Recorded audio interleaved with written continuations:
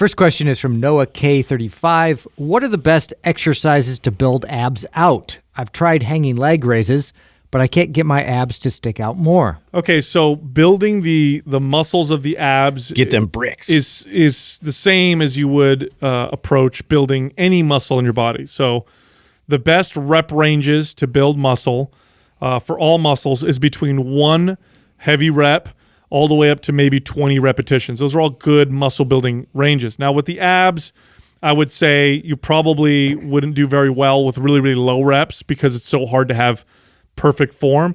But lower reps are okay. I'm talking about like you don't want to do like a single, like 1 or 2 reps, but you can do 5, 6 heavy resistance reps with your abs, and of course you can get up to 20.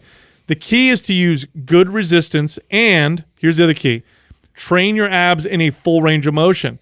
Most people don't do this. They work their abs, but the abs tend to be stabilizers or tend to be kind of play second fiddle. So using the example of the hanging leg raises, I have yet to see, I've probably seen in my entire career working in gyms, 5 people do a hanging leg raise properly. Yeah. Most people just bend, they bend at the hips, the legs come up or the knees come up, and the abs are stabilizing, but the muscles that are doing the movement, full range, are the hip flexors. The ab function is to bring the pelvis closer to the rib cage or the rib cage closer to the pelvis. So it's literally curling your low back or curling your hips up.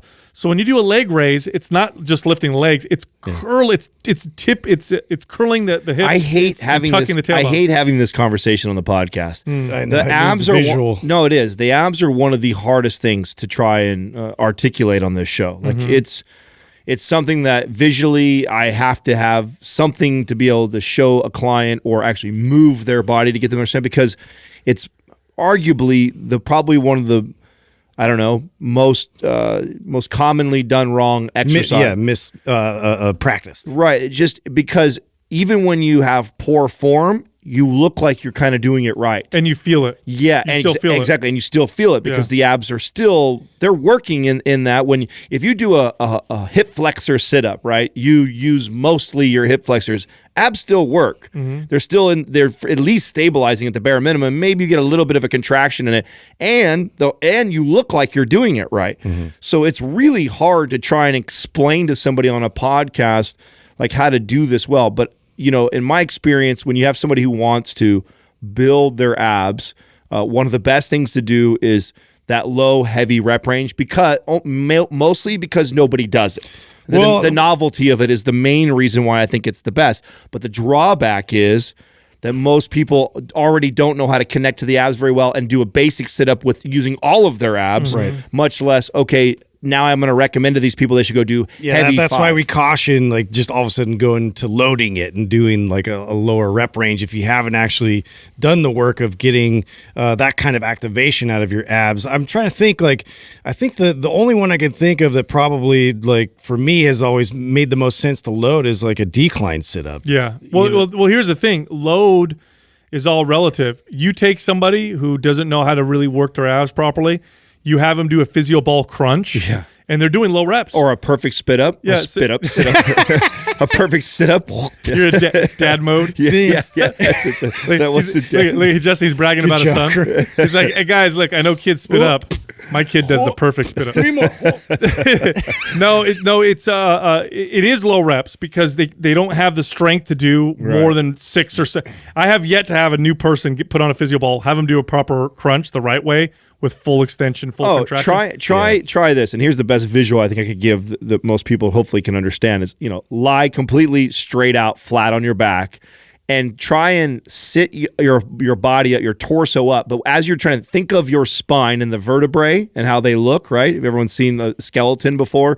Think of the vertebrae, and you're trying to roll up each individual vertebrae slow and controlled. Imagine you're a piece of paper. What do they call it? The perfect sit-up? Yeah, perfect sit-up. But try doing 5 of those. Yeah. Try doing 1. Right. That extreme. You're right. You're not even going to be able to probably do 1 perfect. So that's a great way of, that would be technically low rep, heavy loading, because you can't even probably do 1 or 2 of those really well. And a way to assist yourself is you take a rubber band around like a like You the can put squat, it around your feet even. yeah, squat rack, or even your feet, right? And then you use the rubber band to help assist you in that perfect articulation of the spine rolling up.